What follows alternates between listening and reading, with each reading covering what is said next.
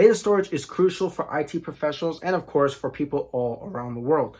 I mean, what would we do if something were to happen to our company's data? I mean, eventually we're going to have disk failures, which lead to data loss, which then leads to poor company performance, lowered reputation, the list goes on and on. So one of the best ways to do this, to prevent this data loss, is through using RAID. Hey guys, I hope you're having a great day. Perez the Dev here. In this video, we're going to discuss what exactly is RAID and then go ahead and dissect the different key RAID levels like RAID 0, RAID 1, RAID 5, RAID 6, and RAID 10 or RAID 10.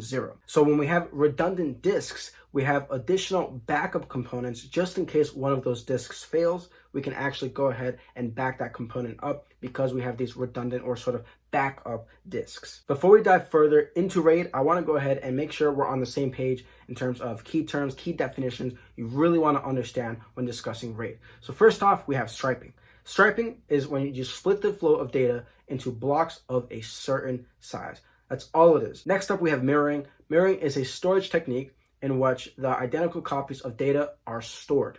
So just like we go ahead and stand in a mirror, there's an identical copy of us staring at us in the mirror. It's the same idea. So we have our data, and then it gets copied directly to another disk with the same exact data. So if we have A right here, we also have A in our mirrored data as well. One for one copy. That's all mirroring is. Last definition we have is parity. Parity checks whether data has been lost or written over. And so it uses these functions that pretty much check whether data has been written over or lost. And if it has, it can go ahead and use these functions to go ahead and reproduce the data. So in other words, we get a nice backup of any data that might be potentially lost. Great. So now with those key terms out of the way, let's dive into RAID. Starting off with RAID 0. RAID 0 is actually not even redundant at all. It should not even be called RAID because there is no redundancy with RAID 0. The beauty of RAID 0 is that it actually allows us great performance. As we can see in our diagram, we have both of our drives and the data is split up between the two drives. So we have block 1, 2, then 3, 4, 5, 6, 7, and 8,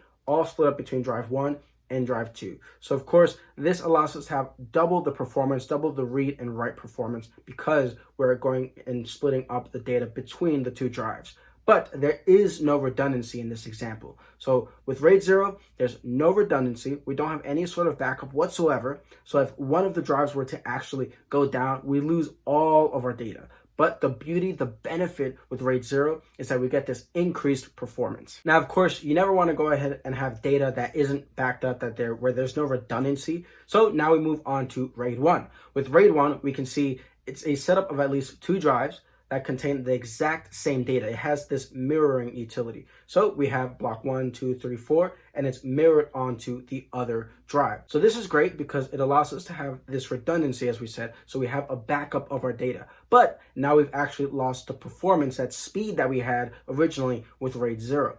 But we're trading that off for having that redundancy, that backup of our data within our drive using RAID 1. So, there's a cost and benefit to RAID 0 as well as RAID 1. So again, RAID 0, it allows us to have great performance, but no redundancy, whereas RAID 1, we're allowed to have redundancy, but at the cost of our performance. And so with RAID 1, if we were to lose one of our drives, we still have a backup of that data. Again, if we have two drives with RAID 1 and we end up losing a drive, well, we still have our data saved because we have a backup of all our data, but we just don't have as fast a speed compared to RAID 0. Now moving on to RAID 5. RAID 5 requires the use of at least 3 disks. But with RAID 5, our data is actually striped evenly across all of the different drives that get used. Plus, we have that parity data that also gets distributed evenly across our different drives. So this allows us to have all of our data split up evenly, and we have a backup of our data as well, thanks to this parity. So if one of our drives were to actually go down, we have this fault tolerance in place.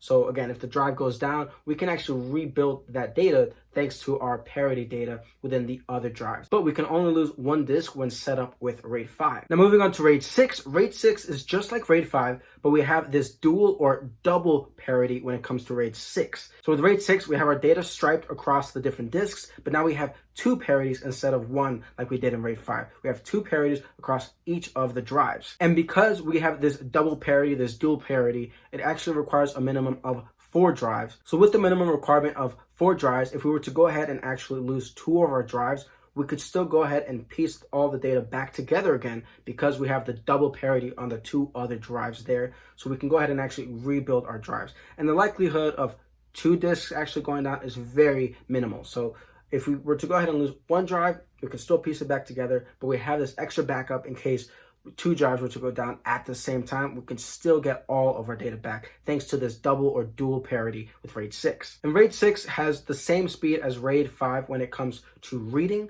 but it has a much slower speed compared to RAID 5 when it comes to writing because of this additional parity overhead. Remember, we went from 1 parity on each drive to 2 parity. So now, it requires additional overhead to handle that. Lastly, of the RAIDs, we have RAID 10, which you can think of as RAID 1 and 0 combined together. As you can see, we have mirroring and striping. So we have the great performance of RAID 0, but then we have that mirroring, so we have that redundancy of RAID 1 as well. So it's the best of both worlds. We have great speed and great performance, as well as that redundancy, that backup, just in case one of our drives were to go down. But this does require an additional overhead of a minimum of 4 drives. And the beauty of RAID 10 is that if you were to go ahead and lose 2 of your drives, you could still potentially have all of your data because you have that mirroring that occurs thanks to that RAID 1 and RAID 0 combination together. Again, we have both the speed and the mirroring, that redundancy, so the best of both worlds. But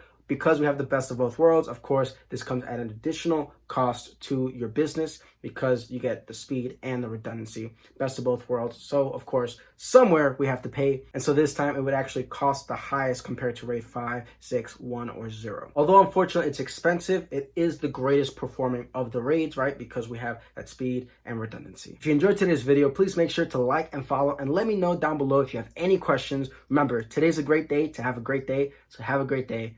Thanks for watching.